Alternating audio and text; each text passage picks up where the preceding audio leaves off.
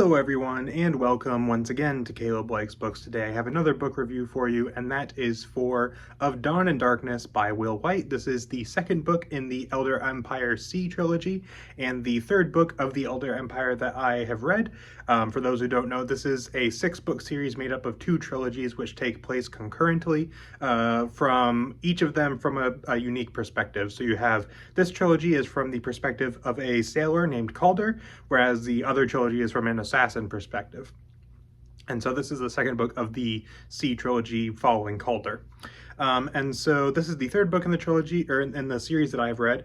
As far as going into this book, I really enjoyed the first book of each respective trilogy. I did prefer the first book in the other trilogy, the Shadow trilogy, over the first book in the C trilogy, but I still enjoyed both of them quite a bit. There are a lot of really cool setups, a lot of really interesting ideas that I really enjoyed. So I was very much looking forward to continuing. And I really enjoyed my time with this book as well. It's maybe my least favorite of the 3, but that's not really saying much because I've enjoyed all 3 of these books. Yeah, it's just a really enjoyable book overall, solid continuation. And yeah, so to get into some good stuff with this book, of which there are several things. First things first, I really enjoy just kind of the structure of this book, which is the same as the other 2 books, the first 2 books. Which is basically probably about half and half, flashback and present day. In the first book, the flashback was like I think it started like 25 years prior to present day, and then worked its way a little bit closer. In this book, I think it's more like 10 to 5 years is kind of the gap of time that it covers prior to the present events. And I think it goes up to pretty close to when the first book starts. And so you get like these flashback moments, which are really interesting. You get the present day storyline, which I also really enjoyed.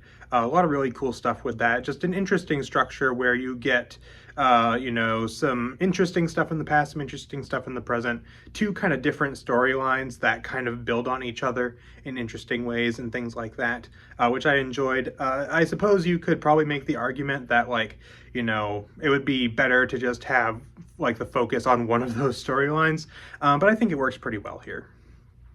And some interesting story stuff going on in both of them. In the present day storyline, the kind of main story, you have Calder, who is kind of coming into this role of being a leader of the Empire in this. I can't remember if it's called the Elder Empire or not, or if that's just the name of the series, but it's called the Empire in the series anyway.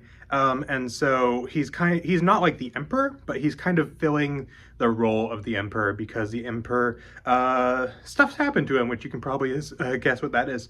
And so he's kind of filling this role of trying to kind of keep things taken care of. And that's really interesting. I thought that was really cool. I thought it was really interesting. I think it maybe could have done with a little bit more of it, but it was interesting seeing like them trying to kind of deal with the aftermath of the events of book 1. And there's some really interesting stuff that goes on here where like certain aspects of the state of the world are changing during the process of this book, and that throws some very interesting difficulties their way and things like that, which I really enjoyed. I also did enjoy the characters and their interactions in this book. I think more so in this book than I did in book 1, although I enjoyed them in book 1 as well. But there was some like actually really fun character dynamics and character interactions in this book that I really enjoyed. Had a lot of fun with that stuff. I don't think like the characters themselves are super memorable like individually, but collectively I really enjoy them quite a bit, and their dynamics they have together. But my favorite thing about this series and my favorite thing in this book is the world building for sure. The first book set up a lot of stuff with the magic system, which I think is actually really interesting in this series. That's, I think, a little bit downplayed in this book. It still plays a role for sure, but it's not quite as significant. At least it wasn't to me, but maybe that's just because in the first book they were kind of teaching you kind of how it works. That stuff was still really cool in this book, but the thing that I really liked in this book was the world building on a broader scale. Now, if you saw my review of the first books in each of the trilogies, I talked quite a bit about my favorite thing in this series being the world building in regards to the Great Elders. And basically this series, like, it's a fantasy series, but it has very like Lovecraft kind of feeling lore to it, with these greater beings beyond human comprehension and things like that. And as a big Lovecraft fan, I think that's awesome. And I that's my favorite thing in these books, for sure. Like, I just love that stuff. And there's some really cool stuff going on with that in this book that I really enjoyed, especially like in both the present day and the past storyline. There's a particular scene in the flashback storyline where they enter this kind of library type thing, which gets really not like super Lovecraftian like directly, but it definitely has some elements of that, which I really enjoyed. There's a scene towards the end of the book that was part of it.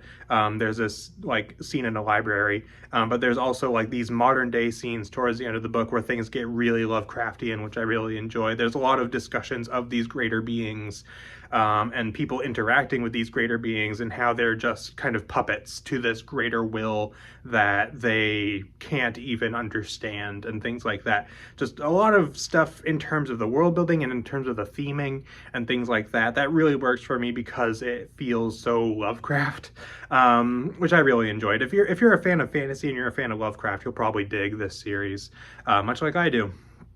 So I'm going to stop talking about that because I could probably keep going, but I don't want this entire review to be about Lovecraft instead.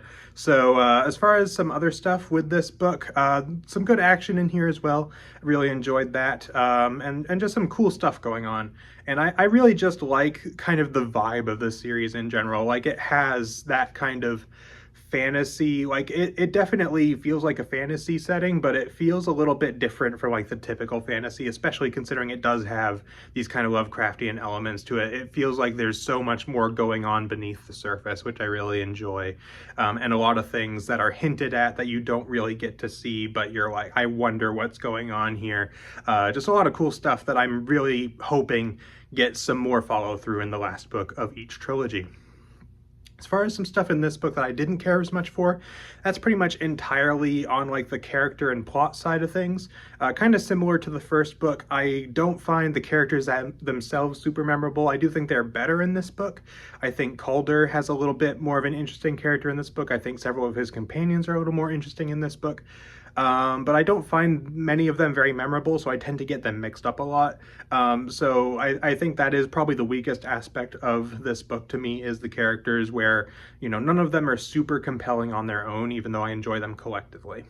The other thing is that I do think this book was a bit slow to start. As it went on, like the back half to a third of this book, I think was fantastic and excellent, and I loved it. But it took a little bit of time to get going, and so I do think it was kind of slow to start. But once it got going, I think it was really, really cool. And that's pretty much all I got to say about this book. Overall, really enjoyed it quite a bit. Again, maybe my least favorite in the series so far, but that's not saying much because I have enjoyed all three. And so, as far as a rating out of 10 that I would give Of Dawn and Darkness, I'd give it an 8 out of 10. Really solid book, enjoyed it a lot, really loved the world building once again, some really awesome stuff going on there that I absolutely love, and I want so much more of it. I kind of wish there was like more to this series just so I could get more of that world building, but it's also one of those things where, you know, maybe less is more, perhaps. But some really cool plot stuff, some really interesting ideas, some fun character interactions, some great action, all that kind of thing. It's just the characters and the plot themselves aren't super compelling at some points, but they're enjoyable enough to make the book an interesting and fun read. So it's not necessarily a big issue, and I enjoyed a lot of other stuff a whole lot that kind of made up for it. It just kind of brought things down a little bit for me, made me a little bit less interested in some of those aspects of the book, but still good stuff either way.